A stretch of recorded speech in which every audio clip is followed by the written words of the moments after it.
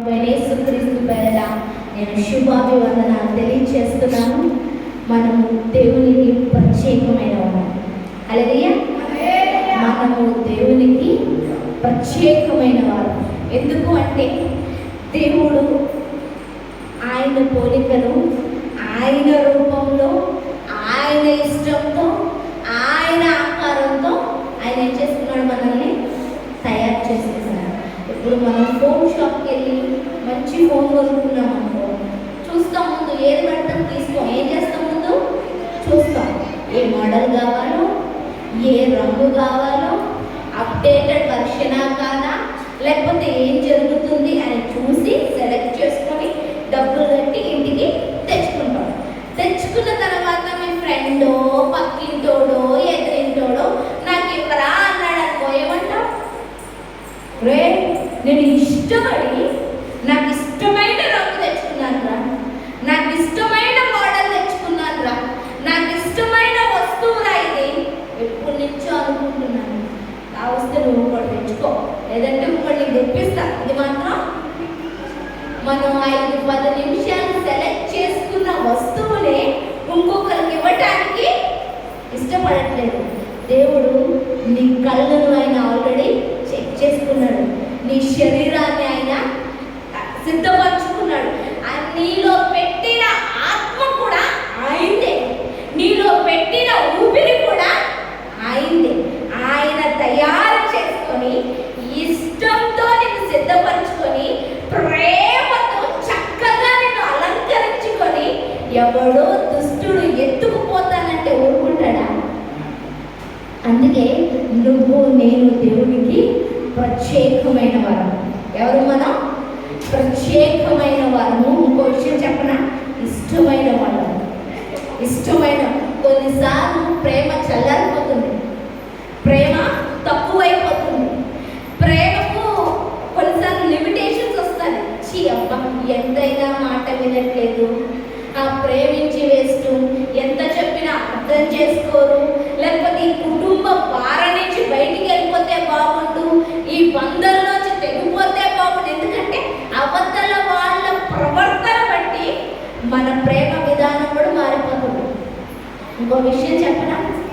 నీ ప్రవర్తన ఎట్లా ఉన్నా కానీ, నువ్వు ఎంత దూరంగా ఉన్నా కానీ, ఎప్పుడు దేవుడు ప్రేమలో లోపం ఉండదు, తక్కువ కాదు. పాలు కాస్తాం, ఏం చేస్తాం? పాలు వేడి చేస్తాం. ఎంత వేడి చెయ్యాలో అంత వేడి చేస్తాం. తర్వాత తీసుకొచ్చి స్టవ్ బంద్ చేసి మనం పక్కన పెడితే ఒక పావు గంట తర్వాత, 20 నిమిషాలు, అర్ధ గంట తర్వాత పాలు వేడి తక్కువ అవుతుందా లేదా? అదే వేడి ఉంటుందా?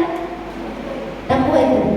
కానీ ఎన్ని సంవత్సరాలైనా, ఎన్ని యుగాలైనా, నువ్వు ఎలా ఉన్నా దేవుని ప్రేమ మాత్రం చల్లారదు, తక్కువ కాదు, మార్పు ఉండదు.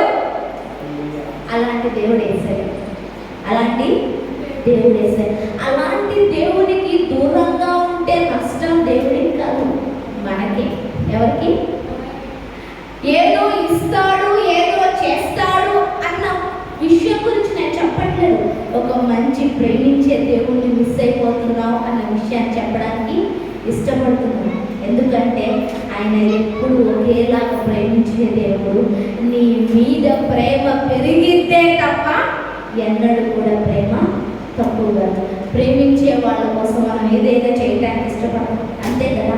తల్లి పిల్లల్ని కన్నాదు కాబట్టి ప్రేమ అంతా పోసుకొని వాళ్ళని మోసి కంటారు కాబట్టి ఏం చేస్తుంది?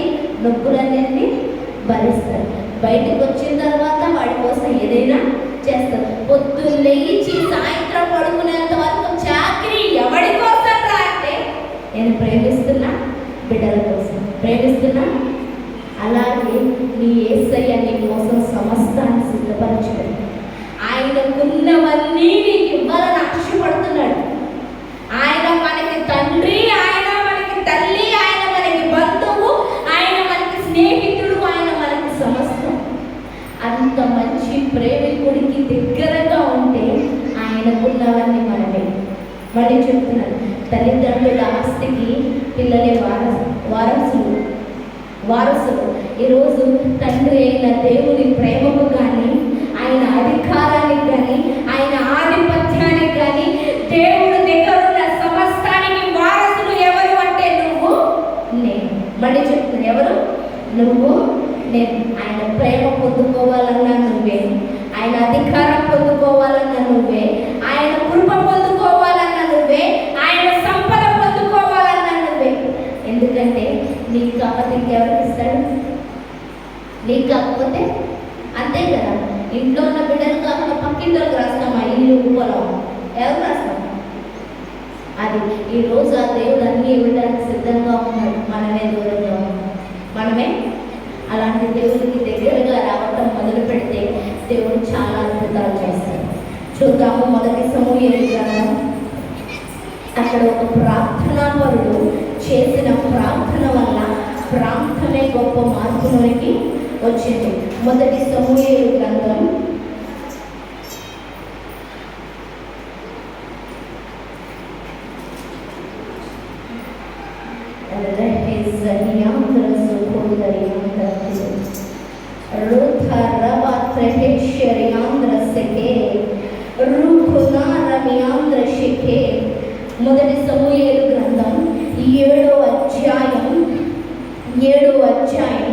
7వ వచనం నుంచి నేను చదువుతున్నాను.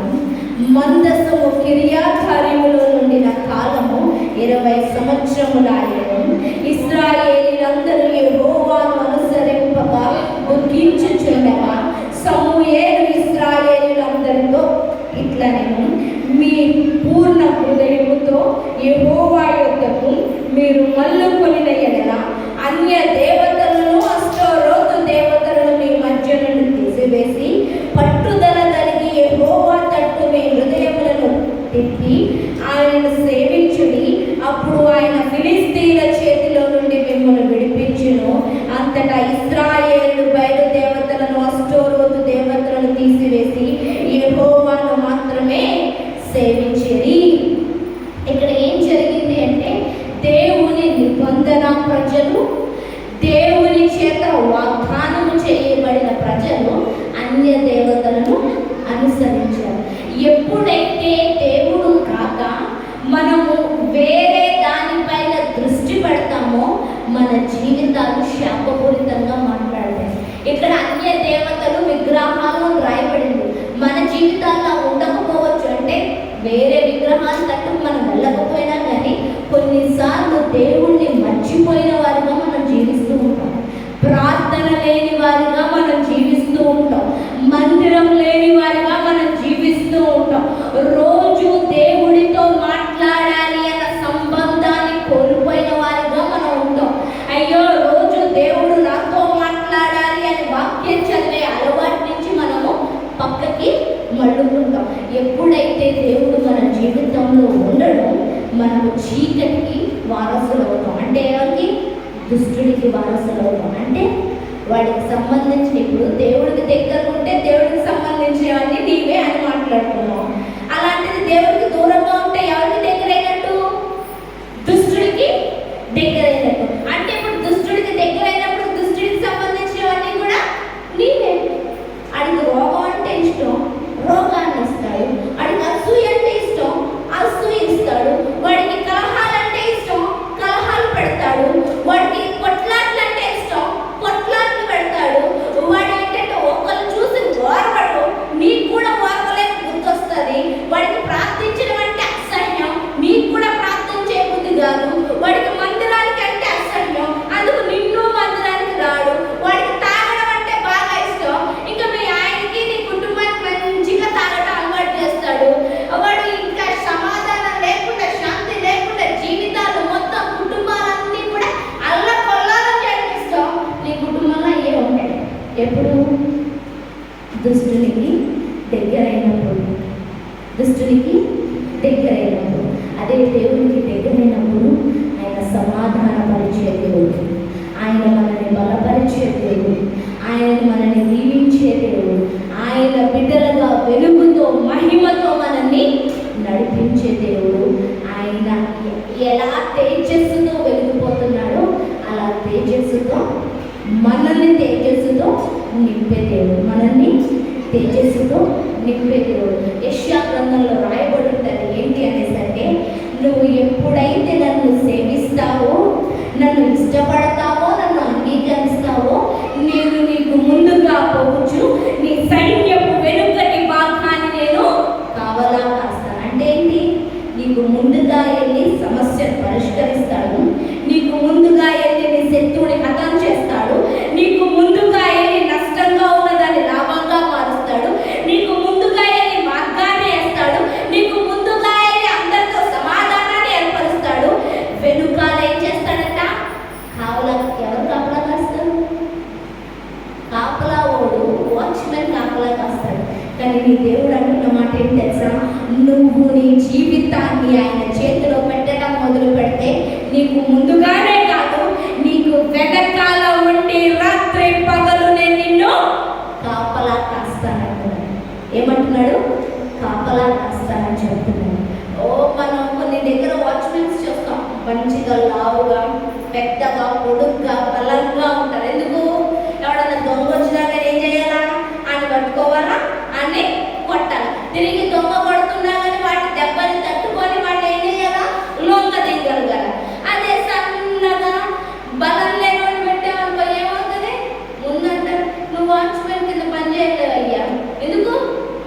ఆడి దగ్గర ఓపిక గట్టిగా వేస్తే పడేటట్టున్నాడు. ఇప్పుడు నీ దేవుడు సృష్టికర్త, నీ దేవుడు మరణాన్ని శాసించేవాడు, నీ దేవుడు సముద్రాన్ని పాయం చేసిన దేవుడు, నీ దేవుడు శత్రువులను వడగళ్ళతో నాశనం చేసిన దేవుడు, నీ దేవుడు ఎలాంటి రోగాన్నైనా ఆపగలిగిన దేవుడు, నీ దేవుడు మరణంలో ఉన్న వ్యక్తిని బయటికి రా లాజరు అని పిలవగా ఆ వ్యక్తి మరణాన్ని జయించి బయటికి వచ్చిన వాడు, లోక పాపములన్నిటినీ మోసిన వాడు అంటున్నాడు, నేను నీకు ముందుగా మాత్రమే కాదు నీ వెనకాల నేను కాపలా కాస్తా. అంటే ఎవడని నుంచి నిన్ను దోచుకుపోవాలంటే ముందు ఎవడి మీద చేయాలా?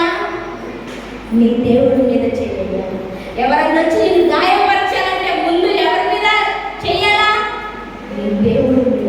ఎవరన్నా వచ్చి నిన్ను అసూయ పడాలన్నా, లేకపోతే నిన్ను ఏదో చెయ్యాలన్నా, నిన్ను ఒక మాట అనాలన్నా కానీ ముందు ఎవరిని తాకాలా, ఎవరిని దాటాలా? నిన్ను కాపలా కాస్తున్న దేవుడిని దాటి నీ దగ్గరకు వచ్చేవాళ్ళు ఎవ్వరు లేరు. మళ్ళీ చెప్తున్నాను, ఏ చీకటి శక్తికి, ఏ దయ్యానికి, ఏ దుష్ట శక్తికి, ఏ రోగానికి కూడా నీ దేవుణ్ణి దాటే శక్తి లేదమ్మా. కానీ మనమే మన దేవునికి దూరంగా వెళ్తున్నాం, మనమే మందిరానికి దూరంగా వెళ్తున్నాం, మనమే ప్రార్థనకి దూరంగా వెళ్తున్నాం, మనమే వాక్యం చదవకుండా దేవుడు మనతో మాట్లాడకుండా అడ్డుకోవడాన్ని మనం కట్టేసుకుంటాం. దేవుడు లేనప్పుడు దుష్టునికి ఆహారం అయిపోతాం. ఏమవుతాం? దుష్టునికి ఆహారం అయిపోతాం. నీ దేవుడు నిన్ను బలపరచాలని ఇష్టపడుతున్నాను. ఈ ఇశ్రాయేలు ప్రజలు దేవునికి దూరం అయిపోయినప్పుడంట ఫిలిస్తీన్లు దోచుకోవడం మొదలు పెట్టారంట. పాప ఇశ్రాయేలు కష్టపడి మొత్తం పొలం వేసుకుంటున్నారు, పంటలు పండిస్తున్నారు. కానీ దుష్టుడు అంటే ఎవరు? ఫిలిస్తీన్లు వచ్చి వాటన్నిటిని దోచుకొని వెళ్ళిపోతున్నారు. వీళ్ళు కష్టపడి పశువులు మేపుతున్నారు, వాటిని పెద్ద చేస్తున్నారు. కానీ ఫిలిస్తీన్లు వచ్చి ఆ పశు సంపదలంతటినీ కూడా ఎత్తుకొని వెళ్ళిపోతున్నారు. వీళ్ళు కష్టపడి కుటుంబాన్ని, బిడ్డల్ని పోషించుకుంటూ పెద్ద చేసుకుంటే ఈ ఫిలిస్తీన్లు వచ్చి వీరి మగ పిల్లల్ని, వీరి ఆడపిల్లల్ని ఎత్తుకొని వెళ్ళిపోతున్నారు. మళ్ళీ చెప్తున్నాను, శత్రువు ఎప్పుడు మనకు దగ్గరగా ఉంటాడో మనం దోచుకోబడతాం. నా వైపు చూడండి, శత్రువు మనకి దగ్గరగా ఉంటాడు. అంటే దుష్టుడు, శాపం, పాపం, చీకటి, సైతాన్ ఎప్పుడైతే మనకి దగ్గరగా ఉంటాడో మనము దోచుకోబడతాం. ఏం చేయబడతాం? మన సంపద దోచుకోబడుతుంది, మన పిల్లలు దోచుకోబడతారు, మన భార్య, భర్త, బిడ్డల కుటుంబం నాశనం అయిపోతుంది, మన ఆస్తి దోచుకోబడుతుంది, మన పంట దోచుకోబడుతుంది, మనకున్న సమస్తం కూడా ఏం చేయబడుతుంది? దోచుకోబడుతుంది. ఎందుకు అంటే మనం ఎవరికి దగ్గరగా ఉన్నాం? దుష్టుడికి దోచుకోవడం అంటే ఇష్టం. కానీ యేసయ్యకి ఇవ్వడం అంటే ఇష్టం, యేసయ్యకి ఆశీర్వదించడం అంటే ఇష్టం. యేసయ్య నువ్వు సంతోషంగా నవ్వుతూ ఉండాలని చూసే దేవుడు. దుష్టుడు ఎప్పుడు కూడా నువ్వు బాధపడ్డా చూడాలని అనుకునేవాడు, నువ్వు ఏడుస్తూ ఉంటే చూడాలి అనుకునేవాడు. ఈ ఫిలిస్తీన్ల బారి నుండి ఎన్నో సంవత్సరాల నుంచి బాధపడుతున్నారు ఎవరు? ఇశ్రాయేలీయులు. నా బిడ్డలు, నా సంపద, నా సమస్తం అని అనుకుంటున్నాడు దేవుడు. ఎవరిని? ఇశ్రాయేలు ప్రజలు. కానీ వారేమో అన్య దేవతల అంటే దేవునికి దూరంగా పరిగెడితే వాళ్ళు దోచుకోబడుతున్నారు. అప్పుడు సమూయేలు నాకు ప్రవక్త అంటున్నాడు, మళ్ళీ కొనండి, మళ్ళీ రండి. ఏమంటున్నా? మళ్ళీ రండి. ఈ దేవుడు మిమ్మల్ని చేర్చుకునేవాడు. ఈ దేవుడు మనందరి జీవితంలో ఈ మళ్ళటం చాలా అవసరం. ఎస్, నిన్నటి వరకు తెలియక దుష్టుడికి దగ్గరగా ఉన్నాం, ప్రార్థన చేయటం తెలియలేదు, మందిరానికి రావాలని తెలియలేదు, దేవుడు వాక్యం వినాలని చదవాలని తెలియలేదు, కాబట్టి దోచుకోబడుతున్నాం. కానీ ఈరోజు నీ దేవుడు ఒక శబ్దాన్ని వినిపిస్తున్నాడు, మళ్ళుకో, తిరిగిరా.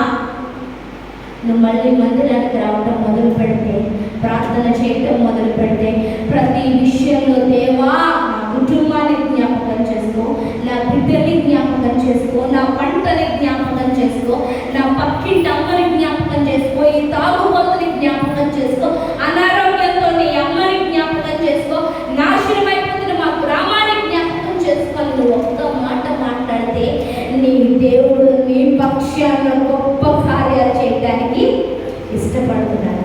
ఏం చేయడానికి ఇష్టపడుతున్నాడు? గొప్ప కార్యాలు చేయడానికి ఇష్టపడుతున్నాడు. 5వ వచనం నేను చదువుతున్నాను. మొదటి సమూయేలు గ్రంథం 7వ అధ్యాయం 5వ వచనం. అంతట సమూయేలు ఇశ్రాయేలీయులందరినీ మిస్పాకు పిలువనప్పుడు, నేను మీ పక్షమున యెహోవాను ప్రార్థన చేతునని చెప్పగా, వారు మిస్పాలో కూడుకొని నీళ్లు చేరి యెహోవా సన్నిధిని కుబ్బరించి ఆ దినమందు ఉపవాసం ఉండి యెహోవా దృష్టికి మేము పాపాత్ములమని ఒప్పుకొనేది. మిస్పాలో సమూయేలు ఇశ్రాయేలుకు న్యాయం తీర్చవచ్చెను. ఇశ్రాయేలు మిస్పాలో కూడి ఉన్నారని ఫిలిస్తీయులు వినినప్పుడు ఫిలిస్తీయులు సర్దారులు ఇశ్రాయేలు మీదకి వచ్చిరి.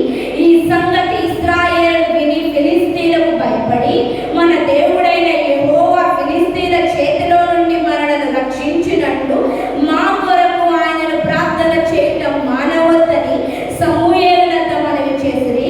సమూయేలు పాలు విడవని ఒక గొర్రె పిల్లను తెచ్చి యెహోవాకు సర్వాంగ బలిగా అర్పించి ఇశ్రాయేలు పక్షమున యెహోవాకు ప్రార్థన చేయగా యెహోవా అతని ప్రార్థన అంగీకరించెను.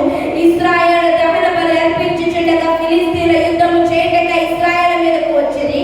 అయితే యెహోవా దినమందు ఫిలిస్తీయుల మీద మండుగా ఉరుములు ఉరిపించి వారి తారుమారు చేయగా వారి ఇశ్రాయేలు చేత ఓడిపోయిరి. ఏమైంది? వాళ్ళు మల్లుకున్నారు, తిరిగి వచ్చారు. అప్పుడు తిరిగి వచ్చిన తర్వాత నీళ్లు యెహోవా సన్నిధిని కుమ్మరించి, అదేంటి మా కొరకు ప్రార్థన చేయవా అని అడిగినప్పుడు, ఎప్పుడు శత్రువు వస్తున్నారు. ఒక విషయం చెప్తాను, నువ్వు ఇప్పుడు వరకు ఇంట్లో ఉన్నావు, దేవుణ్ణి మర్చిపోయావు, మందిరాన్ని మర్చిపోయావు, సేవకుని మర్చిపోయావు, ప్రార్థన మర్చిపోయావు. నువ్వు మళ్ళీ మందిరానికి వచ్చినప్పుడు శత్రువుని ఎక్కడ పడతాడు? ఎవరు? దుష్టుడు కానీ, అనారోగ్యం కానీ, శాపం కానీ, ఏదైనా నీ వెనకాల మళ్ళీ వస్తుంది. అప్పుడు సమూయేలు అంటున్న మాట ఏంటి? మా కొరకు విడవకుండా ప్రార్థన చేయవయ్యా అని అడిగినప్పుడు సమూయేలంట ఒక పాలు విడువని గొర్రె పిల్లను బలిగా అర్పించి వాళ్ళ పక్షాన ప్రార్థన చేసినప్పుడు యెహోవా ప్రార్థన అంగీకరించెను అని రాయబడింది. ఆ కిందన రాయబడింది, ఏ శత్రువులైతే మళ్ళీ దాడి చేద్దామని వచ్చారో, ఏ శత్రువులైతే ఇంతకు ముందు వాళ్ళ పంటను దోచుకున్నాం, వాళ్ళ బిడ్డని దోచుకున్నాం, వాళ్ళ నాశనం చేసాం, వాళ్ళ సంపద నాశనం చేసాం, ఇప్పుడు కూడా నాశనం చేద్దాము, దోచుకున్నామని ఏ ఉద్దేశంతో వచ్చారో వాళ్ళను దేవుడు నాశనం చేశాడు. వాళ్ళ మీద గంట ఉరుములు మండించాడంట. ఆ ఉరుములకి, ఆ వడగళ్ళకి శత్రువులందరూ కూడా హతము చెయ్యబడింది. ఏం చేయబడ్డారు? శత్రువులందరూ కూడా చనిపోయారు. మనం దేవుడి దగ్గరకు వచ్చాము, మళ్ళీ వచ్చాము. అయ్యో మళ్ళీ శత్రువు తరుగుతున్నాడు అని పారిపోకుండా నిలబడి సమూయేలులాగా ప్రార్థన చేయడం మొదలు పెడితే విజయం మీ దగ్గరే ఉంటుంది. నీ మీదకి వచ్చిన శత్రువుపైనే నువ్వు దాడి చేయగలుగుతావు. నీ మీదకి వచ్చిన రోగంపైన నువ్వు దాడి చేయగలుగుతావు. నీ మీదకి వచ్చిన శాపం పైన నువ్వు దాడి చేయగలుగుతావు. ఏ డబ్బు సమస్య, ఏ అనారోగ్య సమస్య, ఏ బాధ, ఏ శాంతి, ఏ నెమ్మది లేక నువ్వు సంవత్సరాలుగా బాధపడుతున్నావో అది నీ మీద దాడి చేయలేవు. ఎందుకంటే నీ దేవుడు చూస్తున్నాడు. ఎందుకంటే ప్రార్థన వినబడినది. ఏం చేయబడింది? ప్రార్థన వినబడింది. ఇక్కడ పాలు విడువని గొర్రె పిల్లని ఏం చేశాడు? బలిగా. ఇప్పుడు నువ్వు నేను బలి ఇవ్వాల్సిన అవసరం లేదమ్మా. ఆల్రెడీ యేసయ్య బలైపోయాడు. ఆల్రెడీ యేసయ్య చెయ్యాల్సింది ఒకటే, ప్రార్థన. ఏం చెయ్యాలా? ప్రార్థన. నీ ప్రార్థన గొప్ప కార్యాలు చేస్తుంది. నీ ప్రార్థన దేవుణ్ణి కదిలిస్తుంది. నీ ప్రార్థన రోగాన్ని తీసివేస్తుంది.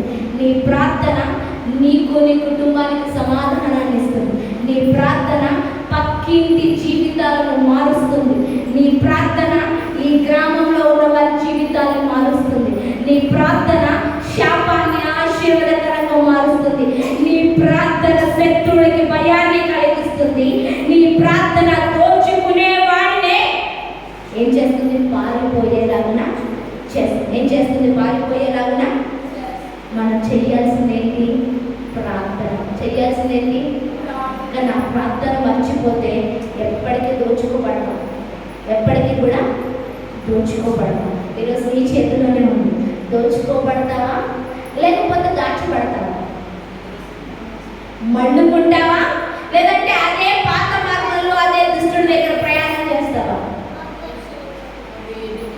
ప్రతిరోజు ప్రార్థన మన జీవితంలో అవసరం. ప్రార్థన అంటే మనము దేవుడితో మాట్లాడేది. వాక్యం అంటే దేవుడు మనతో మాట్లాడేది. నీకు సమాధానం లేనప్పుడు వాక్యం చదివితే దేవుడికి సమాధానాన్ని ఇస్తాడు. నీ దగ్గర ప్రశ్న మాత్రమే ఉండి ఏం చెయ్యాలో తెలియని పరిస్థితులను వాక్యం చదవటం మొదలు పెడితే దేవుడు నీకు జవాబునిస్తాడు. అయ్యో అయోమయ పరిస్థితిలో ఉన్నానే అన్న టైంలో నువ్వు వాక్యం చదవటం మొదలు పెడితే, వినటం మొదలు పెడితే దేవుడు అయోమయ స్థితిని తీసివేసి దేవుడు దృఢమైన సంకల్పంతో దేవుడు నిన్ను ముందుకి నడిపిస్తాడు. ఇప్పుడు ప్రార్థన మనకి ఒక ఆయుధం. ప్రార్థన మనని దేవుడి దగ్గరికి చేస్తుంది. ప్రార్థన శత్రువుకి ఓటమినిస్తుంది. ప్రార్థన మన దేవుడు మనకి ముందుగా నడిచేలా చేస్తుంది. ప్రార్థన మన దేవుడు మనకి వెనకాల కాపలా కాచేలా చేస్తుంది.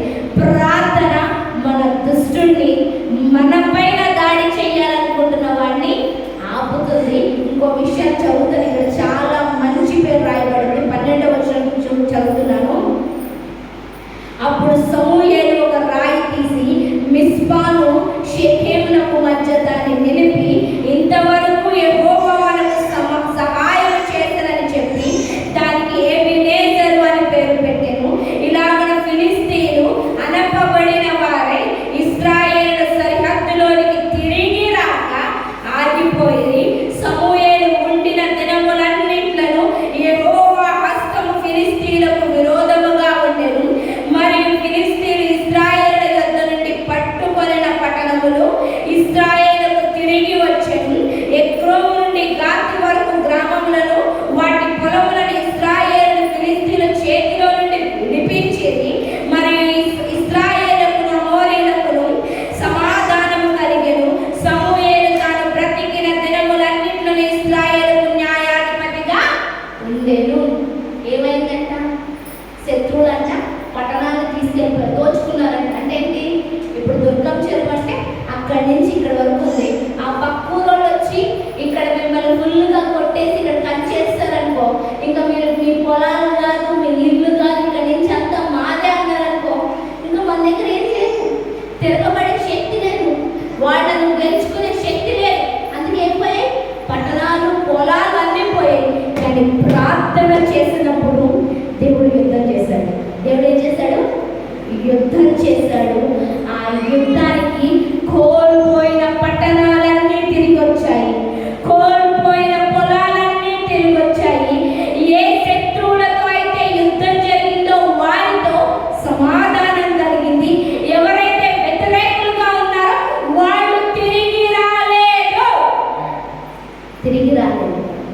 ప్రార్థన శత్రువుని తిరిగి రానివ్వదు. ప్రార్థన దుష్టుని తిరిగి. సమూయేలు బ్రతికి ఉన్న దినములన్నిట్లో కూడా ప్రార్థన చేస్తూనే ఉన్నాడు. మళ్ళీ శత్రువుల్ని రానివ్వడు. ఈరోజు దేవుడు ప్రార్థించే సమూయేలుగా మిమ్మల్ని పిలుస్తున్నాడు. ఎవరిని? ప్రార్థించే సమూయేలుగా మిమ్మల్ని. నువ్వు ప్రార్థన చేయడం మొదలు పెడితే ఏ దుష్టుడైతే కంచేశాడో ఆ కంచె తీసి పారిపోవాలి. నువ్వు ప్రార్థన చేయడం మొదలు పెడితే ఏ శత్రువు అయితే భయాన్ని కలిగించాడో వాడే భయపడుతూ పరిగెత్తుకొని పోవాలి. నువ్వు ప్రార్థించడం మొదలు పెడితే కోల్పోయినవన్నీ తిరిగి పొందుకుంటామమ్మా. దాన్ని రెట్టింపించే దేవుడు మన దేవుడు, రెట్టింపించే దేవుడు. సమూయేలు బ్రతికున్న కాలములన్నింటిలో న్యాయాధిపతిగా ఉన్నాడట. ప్రార్థించే వ్యక్తి ఎప్పుడు కూడా అధికారిగా ఉంటాడు. ప్రార్థించే వ్యక్తి ఎప్పుడు కూడా మంచి చెప్పేవాడిగా ఉంటాడు. ప్రార్థించే వ్యక్తి ఎప్పుడు కూడా న్యాయం తీర్చేవాడిగా ఉంటాడు. ప్రార్థించే వ్యక్తి ఎప్పుడు కూడా నీతిగా నడుస్తాడు, నీతిగా నడిపిస్తాడు. ప్రార్థించేవాడి మాట ప్రపంచం వింటుంది. ఇంకో విషయం చెప్పనా? ప్రార్థించేవాడి మాట దేవుడే వింటాడు. దేవుడే వింటాడు. అంతే కదా. మోషే అరణ్యంలో అంటాడు, దేవుడు అంటాడు తప్పుకో మోషే, అందరిని చంపేస్తానంటాడు. కానీ మోషే ఏమంటాడు? వద్దు ప్రభా, వద్దు ప్రభా, ప్లీజ్ ప్లీజ్ అంటే చంపడానికి వెళ్ళిన దేవుడు మళ్ళీ వెనకాడు చేస్తాడు. ఎందుకు? మోషే ప్రార్థన. ఈరోజు నీ దేవుడు నీ దగ్గరికి రావాలని ఆశపడుతున్నాడు. నీ మీద ఆయన హస్తంతో దీవించాలని ఆశపడుతున్నాడు. నీకు ముందుగా నీకు వెనకాల ఉండాలని ఆశపడుతున్నాడు. ఆయన కంచెలో నిన్ను నడిపించాలని ఆశపడుతున్నాడు. దేవుడు రావాలి అంటే ఆహ్వానం కావాలి, ఇన్విటేషన్. ఈరోజు నీ ప్రార్థన ఇన్విటేషన్. పిలవలేని పెళ్ళికి వెళ్తామా? పిలవలేని పెళ్ళికి వెళ్తామా? వెళ్తామా? ఆ పక్క అమ్మకి ఇచ్చింది కార్డు, ఈ పక్కకి అమ్మ ఇచ్చింది, నాకు నేనెందుకు వెళ్తా? మీ అన్నైనా మీ చెల్లైనా కానీ పౌరువు. ఈ పౌరుషాలు ఎట్లయితే చాలా దృఢంగా ఉంటాం. మన సృష్టించిన దేవుడు నువ్వు పిలవకపోతే ఎట్లా వస్తాడు? నీ ఇంట్లోకైనా, నీ జీవితంలోకైనా, నీ ఒంట్లోకైనా. ఈరోజు ప్రార్థన అన్నది ఒక పిలుపు. ప్రార్థన అన్నది ఒక పిలుపు. ఈరోజు పిలుచుకొని నిన్ను, నీ జీవితాన్ని, నీ గ్రామాన్ని, నీ కుటుంబాన్ని కాపాడుకుంటావా? వద్దు ప్రభా, నా జీవితం నేనే ఏడుస్తానంటూ దుష్టుడి చీకట్లో ఏలబడతావా? మళ్ళీ చెప్తున్నాను, దుష్టునికి దగ్గరగా ఉంటే నువ్వు దోచుకోబడతావు. దుష్టునికి దగ్గరగా ఉంటే నువ్వు ఎప్పుడు ఏడుస్తూనే ఉంటావు. దుష్టునికి దగ్గరగా ఉంటే ఎప్పుడు వాడి వ్యసనాలు, కోరికలు, ఈ కొట్లాటలు ఇంట్లోనే నీ గ్రామంలోనే ఉంటాయి. కానీ నువ్వు దేవుడికి దగ్గరైతే సమాధానం నిన్ను, నీ కుటుంబాన్ని, నీ చుట్టూ కూడా ఏం చేస్తుంది? వెళ్తుంది. పక్కింటి అమ్మ చీపురు ఎత్తుకొని వచ్చినా, కత్తి ఎత్తుకొని వచ్చినా కానీ నీ లోపల దేవుడు అంటాడు, ఊరుకోమ్మా, ఊరుకోమ్మా. అప్పుడు ఏం చేస్తావు? నువ్వు కామైపోయి నువ్వే ఇంట్లో కలుగుతావు. ఆ కత్తి ఎత్తుకొచ్చినమ్మా లేకపోతే చీపురు ఎత్తుకొచ్చినమ్మా అంటదా, అయ్యో నేను ఇన్ని మాటలు అన్నా ఒక్క మాట అనలేదు, అది దేవుడు ఇచ్చిన జీవితాన్ని. ఆమె కూడా నోరు మూసుకొని ఏం చేస్తుంది? వెనక్కి వెళ్తారు. ఆ కత్తి ఎత్తుకొచ్చినమ్మ, చీపురు ఎత్తుకొచ్చినమ్మ రేపు పొద్దు నీ దగ్గరకు వచ్చి దండం పెట్టి నీలాగా మంచితనం నాకు ఉండాలని ఏం చేస్తుంది? వెనకాల వస్తుంది. ఆ కత్తి ఎత్తుకొచ్చిందని నువ్వు గడ్డపారెట్టుకొని వెళ్ళావనుకో ఏమవుతుందంట? Police station. అది మనలో దేవుడికి అవకాశం ఇవ్వాలి. నువ్వు మాట్లాడేటప్పుడు దేవుడిని అడగాలి, ఏం మాట్లాడమంటావు? పౌరుషం కన్నుకు వచ్చేస్తుంది. అలాంటి టైంలోనే దేవుడికి పిలుపుతావు. ఏం మాట్లాడాలి ఏసయ్యా? ఏం జవాబు చెప్పాలి ఏసయ్యా? ఈ పరిస్థితి ఇంత కఠినంగా ఉంది, ఏం చెయ్యాలి ఏసయ్యా? ఈ అప్పు ఇంత కఠినమైంది, రోజు రోజుకి అప్పులు పెరిగిపోతున్నా, ఏం చెయ్యాలి? దేవుడికి అవకాశం ఇచ్చినవాడికి ఎన్నడూ కూడా పాడైపోలేదు. దేవుడికి అవకాశం ఇచ్చినవాడికి ఎన్నడూ పాడైపోలే. దేవుడికి అవకాశం ఇవ్వనోడే పాడైపోలేదు. ఈరోజు నీ దేవుడు ఆయనవన్నీ నీవే అని చెప్పడానికి సిద్ధంగా ఉన్నాడు. ఆల్రెడీ చెప్పేశాడు సిలువ మీద, నావన్నీ నీవే, నీవన్నీ నావే. నీ బాధలు, నష్టాలు, కష్టాలన్నీ దేవుడికి ఇచ్చే ఆయన సర్వ సంపదతో, అధికారంతో, ఆశీర్వాదంతో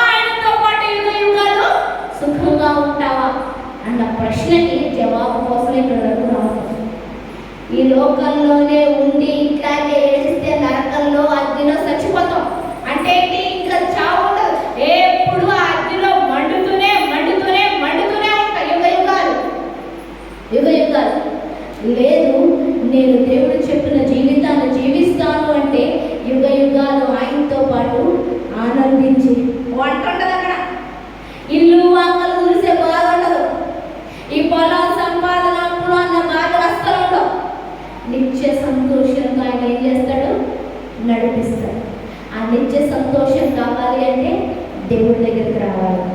ప్రార్థన మన ఆయుధం. నువ్వు శత్రువులు పొడి చేయక్కర్లేదు, కరి చేయక్కర్లేదు, ఆయనతో యుద్ధం మాటలు కూడా నువ్వు మాట్లాడాల్సిన అవసరం లేదు. నీ దేవుడు కార్యం చేస్తాడు. వాడేమి కత్తులు కట్టాలని పట్టుకొని వెళ్ళలేదండి. ఇశ్రాయేలు ప్రజలు ప్రార్థన చేయమన్నారు, చేసి నిల్చున్నారు అంతే. శత్రువులు వస్తున్నారు. దేవుడు ఏం చేశాడు? ఉరుములు మండించి వడగళ్ళతో వాళ్ళని హతం చేశాడు. వాళ్ళకు వాళ్ళే పొడుచుకొని చచ్చిపోయారు. వాళ్ళకు వాళ్ళే. ఇక్కడ ఎవ్వరూ యుద్ధం చేయలేదు. నువ్వేం చేయాల్సిన అవసరం లేదు. మళ్ళీ చెప్తున్నాను, నువ్వు కష్టపడాల్సిన అవసరం లేదు, నువ్వు పోట్లాడాల్సిన అవసరం లేదు, నువ్వు యుద్ధం చేయాల్సిన అవసరం అంతకన్నా లేదు. నీ దేవుడు చేయటానికి సిద్ధంగా ఉన్నాడు. నువ్వేం చేయాలా? చేస్తారా మరి ఈ రోజు నుంచి ప్రార్థన? గంటలు అవసరం లేదమ్మా. నువ్వు లేచిన తర్వాత పడుకునే ముందు నీకు ప్రతి సమస్య, లేదంటే నీ భర్త బయటకు వెళ్తున్నప్పుడు, నీ బిడ్డలు బయటకు వెళ్తున్నప్పుడు, లేదంటే ఈ సమస్య కనిపించింది, ఈ సమస్య ఒక్క నిమిషం చాలు, ప్రభు ఈ సమస్యకు పరిష్కారం లేదు చాలు. లేదంటే నా భర్త బయటకు వెళ్తున్నాడు, విజయాన్ని దయచేయండి. నా పిల్లలు స్కూల్కి వెళ్తున్నారు, మంచి జ్ఞానాన్ని చదువుని దయచేయండి. పగలంతా కాపాడారు. లేదంటే పొలం పనికి వెళ్తున్నారు, విజయాన్ని దయచేయండి. ఈ చిన్న ముక్కలు చాలమ్మా నీ జీవితాన్ని ఉన్నతంగా పైకెత్తడానికి ఉపయోగపడి. ప్రార్థన చేస్తాను. లేచి నిలబడి. దేవానికి స్తోత్రం, రాజ్యానికి వందనము, సర్వశక్తిమంతుడానికి వందనము. అయ్యా, సమూయేలు ప్రార్థించాడు కనుక ఒక న్యాయాధిపతిగా నిలబడ్డాడు. సమూయేలు ప్రార్థించాడు కనుక తండ్రి అయ్యా ఒక యాజకుడిగా నిలబడ్డాడు. సమూయేలు ప్రార్థించాడు కనుక తండ్రి అయ్యా ఒక ప్రవక్తగా నిలబడ్డాడు. సమూయేలు ప్రార్థించాడు కనుక తండ్రి అయ్యా దేవుణ్ణి చూపించే వ్యక్తిగా, మధ్యవర్తిగా ఉన్నాడు. అయ్యా సమూయేలు ప్రార్థించాడు కనుక తండ్రి ప్రజలకు న్యాయం తీర్చగలిగాడు తండ్రి. అయ్యా ఈరోజు అదే సమూయేలుగా మమ్మల్ని పిలుస్తున్నావు తండ్రి. ప్రార్థించే వ్యక్తులుగా మేము ముందుగా, అయ్యా ప్రార్థించే కుటుంబాలుగా ముందుగా, ప్రార్థించే గ్రామముగా ముందుగా, ప్రతి క్షణము అయ్యా ప్రతి పరిస్థితిలో మేము మాట్లాడద్దయ్యా, నువ్వు మాట్లాడాలి. మేము పరిస్థితిని చేతిలోకి తీసుకోవడం కదయ్యా, నీ చేతికి అప్పగించగలగాలి తండ్రి. మేము దోచుకోబడ్డం కాదయ్యా, నీ చేతిలో దాచబడాలి తండ్రి. ఇంతకాలం నష్టపోయాం, ఇక నష్టపోకూడదంటే పోకూడదని తండ్రి. తిరిగి రండి, మళ్ళుకునండి అని పిలుస్తున్నావు తండ్రి. నేను తిరిగి వస్తానయ్యా. ఏ ఆదివారం మందిరం మానను, ఏ ప్రార్థన కూర్చో మానను, ఇంట్లో ప్రార్థన మానను, ఇంట్లో వాక్యం చదవటం మానను తండ్రి. సేవకు సహకరించటం మానను తండ్రి. నేను నిలబడతానేసయ్య. నా కుటుంబానికి జ్ఞాపకం చేస్తాను. ప్రభువానికి వందనాలు. ఈ సేవకురాలుగా ప్రార్థిస్తున్నాను తండ్రి. అయా ప్రతి కుటుంబాన్ని కంచె కిందకు తీసుకొస్తున్నాను, నీ రక్తము కిందకు తీసుకొస్తున్నాను. నజరేయుడైన యేసుక్రీస్తు నామము కంచెలు మీరు కుటుంబాల పైన వేస్తున్నాను తండ్రి. ఇక దుష్టుడు దోచుకోవడానికి వీల్లేదు తండ్రి, దుష్టుడు శిక్షించడానికి వీల్లేదు తండ్రి, దుష్టుడు అయా ఇదిగో రోగాన్ని ఇవ్వడానికి వీల్లేదు తండ్రి. యేసుక్రీస్తు నామంలో స్వస్థతలు ప్రకటిస్తున్నాను. అయా వీరి పంటలకు, అయా ఇదిగో వీరి పొలాలకు తండ్రి నూరంతల పంటను విడుదల చేస్తున్నాను. వీరి పనుల్లో దీవెన విడుదల చేస్తున్నాను తండ్రి. ప్రతి అపాయాన్ని కొట్టివేస్తున్నాను రాజా. గొప్ప కార్యములు జరుగును గాక. ఆ సమూయేలు వలె ప్రార్థించే ఆత్మను వీరిపైకి విడుదల చేస్తున్నాడు తండ్రి. ఇక ప్రార్థించే వారిగా ఉందురు గాక, దీవించబడుదురు గాక, నిన్ను చూచుదురు గాక, నిన్ను చూపించుదురు గాక. అలా నిజాన్ని కింద తీసుకొస్తూ యేసుక్రీస్తు నామములో ప్రార్థిస్తున్నాను తండ్రి.